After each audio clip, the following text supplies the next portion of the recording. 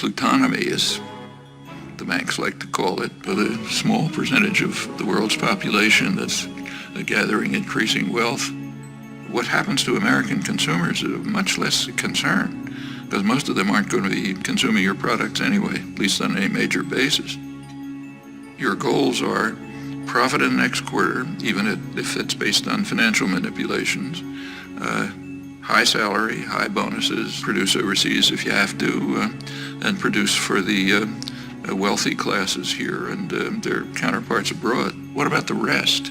Well, there's a term coming into use for them too.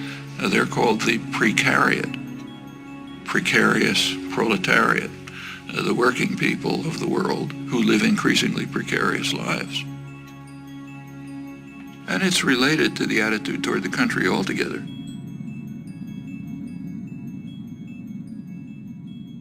During the period of great growth of the economy, 50s and 60s, but in fact earlier, taxes on the wealthy were far higher.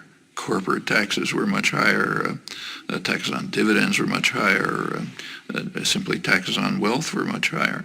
The tax system has been redesigned so that the taxes that are paid by the very wealthy are reduced, and correspondingly the tax burden on the rest of the population's increased.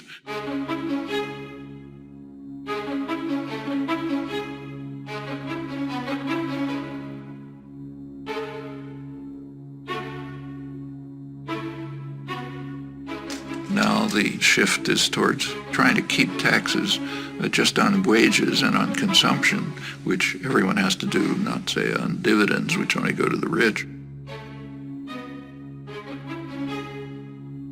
The numbers are pretty striking.